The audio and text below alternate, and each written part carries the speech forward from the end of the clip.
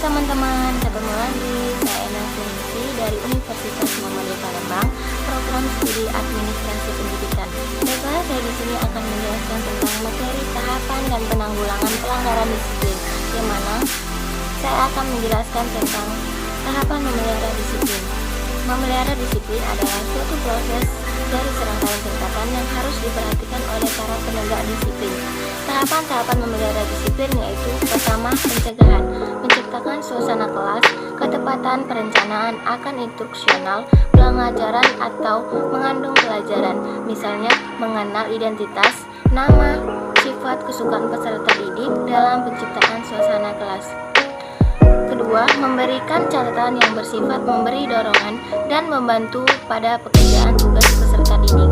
Ketiga, merencanakan pengajaran dan mengajar peserta didik dengan variatif. Keempat, pemberian pengajaran dengan hal-hal yang aktual melalui topik-topik yang relevan. Yang kedua yaitu pemeliharaan. Sejalannya pedoman yang telah ditetapkan agar peserta didik tetap dapat menjalankan tugas-tugasnya, peserta didik harus menerima perhatian secara teratur untuk mengurangi gangguan dan menghindari tumbuhnya perilaku menyimpang. Caranya yaitu dapat menumbuhkan kesan positif pada pertemuan dengan mengemukakan program pembelajaran seperti mulai dengan saling berkenalan dengan tempat, menginformasikan gambaran umum, latar belakang, garis besar perhatian, dan aktivitas yang relevan dari bidang studi yang akan ditempuh peserta didik. Kemudian, informasikan harapan-harapan akademis dan kebijakan penilaian secara rasional. Lalu, beri kesempatan peserta didik menyatakan harapan-harapan mereka dengan kemungkinan-kemungkinan yang saling menguntungkan. Selanjutnya yaitu campur tangan atau intervensi, diterapkan oleh guru apabila teknik-teknik yang diterapkan dalam fase pencegahan dan pemeliharaan tidak berhasil, dengan menggunakan teknik yang efektif dan dilakukan secara hemat dan penuh pertimbangan, dilakukan pada gejala utama daripada pelaku menyimpangnya. Keahlian yang guru lakukan dalam langkah intervensi yaitu bertanya, menatap mata peserta didik, mendekati peserta didik, dan memberi isyarat dengan tangan atau kepala agar peserta didik tidak berperilaku tidak pantas. Apabila cara yang diterapkan belum berhasil, mintalah peserta didik dengan menyebut nama untuk diam atau memindahkan tempat duduknya. Materi selanjutnya yaitu tentang jenis gangguan dan penanggulangan disiplin. Penyebab atau faktor terjadinya gangguan disiplin yaitu belum terpenuhinya kebutuhan fisiologis, seperti belum terpenuhi kebutuhan makan, minum, istirahat, rumah, dan lain-lain. Belum terpenuhi kebutuhan akan harga diri dan belum terpenuhi kebutuhan perkembangan diri. Yang pertama yaitu tentang gangguan percakapan. Penyebabnya yaitu bisa terjadi karena keterlambatan bicara, deprivasi atau lingkungan sepi, dua bahasa, status ekonomi sosial, teknik pengajaran salah, dan sikap orang tua.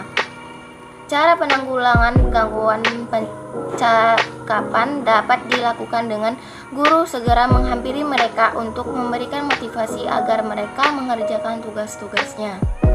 Yang kedua yaitu gangguan melempar catatan. Faktor munculnya gangguan melempar catatan terjadi karena adanya rasa bosan yang dirasakan para peserta didik dalam ketidaktepatan kegiatan belajar mengajar yang dilakukan oleh guru.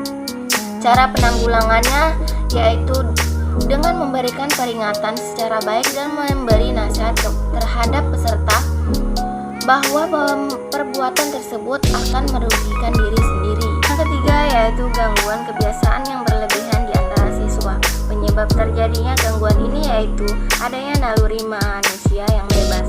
Cara penanggulangannya yaitu dengan memberitahu atau memberi nasihat bahwa di samping hak ada kewajiban untuk tidak mengganggu orang lain. Keempat yaitu gangguan permusuhan di antara peserta didik dan kelompok.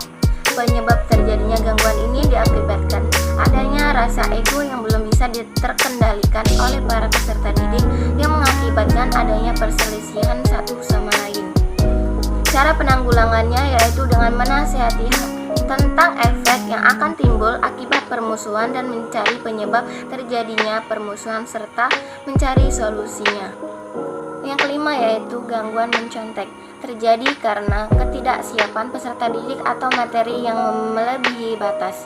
Cara mengatasi masalah tersebut yaitu dengan memberikan motivasi dan memberikan kesempatan bijak dan tugas yang sesuai kemampuan peserta didik dan memberi nasihat. Kalau mencontek akan mengakibatkan konsentrasi buyar dan tidak akan menyelesaikan pekerjaan dengan baik. Selanjutnya yaitu gangguan pengaduan. Terjadi karena adanya pengaduan atau laporan dari peserta didik yang mengharuskan seorang guru harus bisa membedakan pengaduan dan laporan, bertindak bijaksana dan konsisten dalam menjelaskan hak tersebut. Ketujuh yaitu gangguan tabiat marah. Solusi dari gangguan ini yaitu dengan memisah siswa yang tabiat marah terhadap siswa yang baik dan mencari penyebab serta membantu menyelesaikan persoalannya.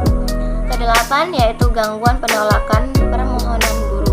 Cara penanggulangannya yaitu dengan berdialog dengan peserta didik dan memberi alternatif lain dengan menciptakan suasana sejuk dan objektif akan menghilangkan gangguan tersebut.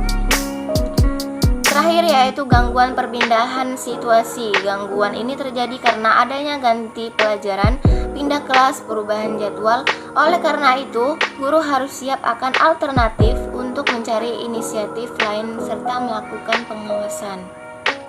Selain itu, dengan ada beberapa cara yang ditempuh guru dalam menangani gangguan disiplin, yaitu pertama, pengenalan siswa. Apabila guru mengenal siswa, makin besar kemungkinan guru mencegah terjadinya pelanggaran disiplin.